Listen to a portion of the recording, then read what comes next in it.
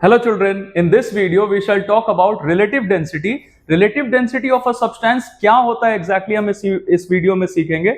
इसके बाद जो भी न्यूमेरिकल्स आता है रिलेटिव डेंसिटी से रिलेटेड, जैसे किसी सॉलिड का रिलेटिव डेंसिटी पता करना है या लिक्विड का रिलेटिव डेंसिटी पता करना है, तो हम बहुत आसानी से कर लेंगे, है ना। तो पहले देखते हैं रिलेटिव डेंसिटी क्या है। इसमें हमने एक टर्म यूज किया है रिलेटिव। अब एग्जैक्टली ये जो टर्म है रिलेटिव, इसका मतलब क्या है, हम किसी भी चीज को दूसरे क्वांटिटी से दूसरे चीज से कंपेयर करते हैं तब हम रिलेटिव टर्म यूज करते हैं। जैसे हमने यहां पे लिखा है relative density of a substance, तो we are going to compare the density of the substance with the density of water at 4 degree Celsius. ये जो हमने यहां पे सिंबल यूज किया है इसको रो बोलते हैं, RHO रो। तो ये हम ये रो यूज कर सकते हैं या स्मॉल डी भी यूज कर सकते हैं डेंसिटी को डिनोट करने के लिए। जैसे यही सब्सटेंस है, तो अगर बोला कि इसका रिलेटिव डेंसिटी पता करना है तो हम क्या करेंगे, इसके डेंसिटी को वाटर के डेंसिटी से कंपेयर करते हैं। अब यहां एक टेम्परेचर हमने लिख रखा है एट 4 डिग्री सेल्सियस। इसका क्या सिग्निफिकेंस है, वाटर का डेंसिटी 4 डिग्री सेल्सियस पे ही मैक्सिमम होता है, जिसका वैल्यू होता है 1 ग्राम पर सेंटीमीटर क्यूब या 1000 kg पर मीटर क्यूब। अलग अलग यूनिट्स ले रहे हैं, इसलिए वैल्यूज अलग अलग है। इसके अलावा 4 डिग्री के नीचे अगर हम आ गए या 4 डिग्री सेल्सियस के ऊपर भी चले गए तो वाटर का डेंसिटी कम होता है, 1 ग्राम पर सेंटीमीटर क्यूब नहीं होता है ना। इसीलिए हम ये मेंशन करना होता है कि कितने पे लेना है वाटर का डेंसिटी, 4 डिग्री सेल्सियस पे, है ना। तो ये हमारा रिलेटिव डेंसिटी हो गया किसी भी सब्सटेंस का। हम सॉलिड लिक्विड किसी का भी रिलेटिव डेंसिटी फाइंड करना हो तो हम उसके डेंसिटी को वाटर के डेंसिटी से कंपेयर करते हैं। अब इसका कोई यूनिट नहीं होता है क्योंकि ये प्योर रेशियो, हम देख सकते हैं कि ये डेंसिटी को डेंसिटी से कंपेयर कर रहे हैं, तो इसीलिए रिलेटिव डेंसिटी का कोई यूनिट नहीं होता है। जैसे एक एग्जांपल लेते हैं हम छोटा सा, रिलेटिव डेंसिटी ऑफ Hg मतलब मर्क्यूरी अगर हमें फाइंड करना है तो हमने क्या लिखा, डेंसिटी ऑफ मर्क्यूरी को कंपेयर किया density of water at 4 degree Celsius से। तो डेंसिटी ऑफ मर्क्यूरी होता है 13.6 ग्राम पर सेंटीमीटर क्यूब। अब एक चीज यहां ये ध्यान रखना है कि अगर इसका डेंसिटी हमने ग्राम पर सेंटीमीटर क्यूब में लिया है तब तो वाटर का भी ग्राम पर सेंटीमीटर क्यूब मिलेंगे, that is 1 gram per centimetre cube.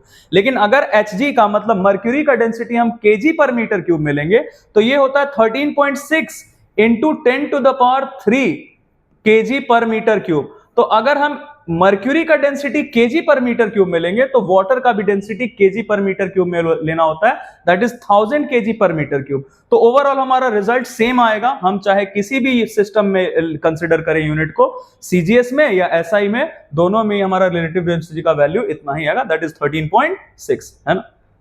अब देखिए, अब इससे रिलेटेड हमसे छोटा छोटा न्यूमेरिकल्स पूछा जाता है कि किसी भी सब्सटेंस का रिलेटिव डेंसिटी दे दिया गया और बोला गया कि इसका डेंसिटी फाइंड करो, तो हम कैसे करते हैं देखते हैं। बहुत आसान सा काम है, देखते हैं कैसे करते हैं। जैसे मैंने यहां लिख रखा है relative density of a substance किसके इक्वल है, density of substance in gram per centimetre cube अगर ले रहे हैं तो डेंसिटी ऑफ वाटर भी लेना है in gram per centimetre cube at 4 degree Celsius. तो डेंसिटी ऑफ सब्सटेंस अगर हमें फाइंड करना हो किस यूनिट में, ग्राम पर सेंटीमीटर क्यूब में, तो जैसा हमें पता है कि density of water gram per centimetre cube में कितना होता है, 1, तो रख दिया इसके जगह 1। अब डेंसिटी ऑफ सब्सटेंस पता करना है in gram per centimetre cube, तो वी कैन सी हियर कि इसको क्रॉस मल्टीप्लाई कर सकते हैं। तो ये 1 इधर चला गया तो क्या हो गया, रिलेटिव डेंसिटी ऑफ सब्सटेंस में क्या मल्टीप्लाई कर दिया, 1 ग्राम पर सेंटीमीटर क्यूब, है ना। ऐसे करके हम किसी भी सब्सटेंस का डेंसिटी पता कर सकते हैं, किसमें, यूनिट क्या होगा, ग्राम पर सेंटीमीटर क्यूब। और उसके लिए हमें क्या क्या चाहिए होगा, सिर्फ रिलेटिव डेंसिटी ऑफ सब्सटेंस चाहिए होगा। जैसे कि एग्जांपल लेते हैं, हमें दे दिया गया कि रिलेटिव डेंसिटी ऑफ मर्क्यूरी है 13.6 और बोला गया कि डेंसिटी ऑफ मर्क्यूरी फाइंड करना है किस यूनिट में, इन ग्राम पर सेंटीमीटर क्यूब। तो हमने सिर्फ क्या किया, देखिए ग्राम पर सेंटीमीटर क्यूब में चाहिए इसका डेंसिटी मर्क्यूरी का, तो रिलेटिव डेंसिटी ऑफ मर्क्यूरी हमें गिवन है दैट इज 13.6, इसमें हमने क्या मल्टीप्लाई कर दिया, 1 ग्राम पर सेंटीमीटर क्यूब। तो we got the density of mercury किस यूनिट में, ग्राम पर सेंटीमीटर क्यूब में हमें मर्क्यूरी का डेंसिटी पता चल गया। तो इट इज क्वाइट इंटरेस्टिंग कि डेंसिटी, रिलेटिव डेंसिटी गिवन है और पता क्या करना है, डेंसिटी पता करना है। अब इसी में थोड़ा सा क्वेश्चन को ट्विस्ट किया जा सकता है, बोला है कि नहीं ग्राम पर सेंटीमीटर क्यूब में नहीं, kg पर मीटर क्यूब में चाहिए। तो हम क्या करेंगे, चेंजेस क्या करेंगे देखते हैं। ग्राम पर, अगर इसको kg पर मीटर क्यूब में चाहिए तो हम सारे जगह ग्राम पर सेंटीमीटर क्यूब के जगह क्या ले लेंगे, kg पर मीटर क्यूब। तो हमारा क्या क्या चेंजेस आएगा जरा देखते हैं। हर जगह सिर्फ यूनिट बदल गया, स्टेप्स हमारा अभी भी वही रहेगा। देखते हैं क्या करते हैं। रिलेटिव डेंसिटी ऑफ सब्सटेंस के हेल्प से हमें फाइंड क्या करना है, डेंसिटी ऑफ सब्सटेंस किस यूनिट में, केजी पर मीटर क्यूब में, तो ऑब्वियसली वाटर का भी डेंसिटी हम किस में लेंगे, केजी पर मीटर क्यूब में, है ना। तो केजी पर मीटर क्यूब में वाटर का डेंसिटी होता है 1000 केजी पर मीटर क्यूब। तो अब ये डेंसिटी ऑफ सब्सटेंस हमें फाइंड करना है किसमें, केजी पर मीटर क्यूब में।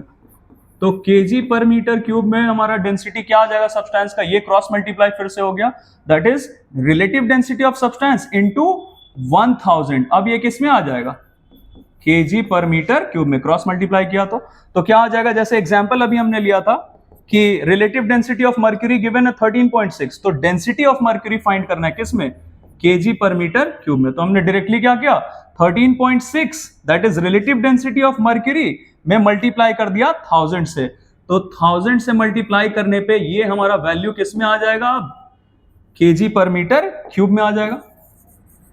1000 से मल्टीप्लाई कर दिया तो अब ये हमारा डेंसिटी किस में आ गया, केजी पर मीटर क्यूब में। तो इसको हम ऐसा भी लिख सकते हैं या फिर मल्टीप्लाई करने के बाद वी गॉट 2 मोर zeros, तो ये हमारा डेंसिटी आ गया केजी पर मीटर क्यूब में। तो आई होप जो हमने इसमें रिलेटिव डेंसिटी के बारे में डिस्कस किया ये आपको अच्छा लगा, समझ में आया। तो इसके अलावा अगर रिलेटिव डेंसिटी से और भी कोई दिक्कत है आपको, जैसे relative density of a solid find करना है that is insoluble in water, या किसी सॉलिड का रिलेटिव डेंसिटी फाइंड करना है that is soluble in water, तो हम इन सब चीज में क्या करते हैं, it is quite interesting. You can let me know. I shall try to post a video on that topic also as soon as possible. Thank you very much and keep watching.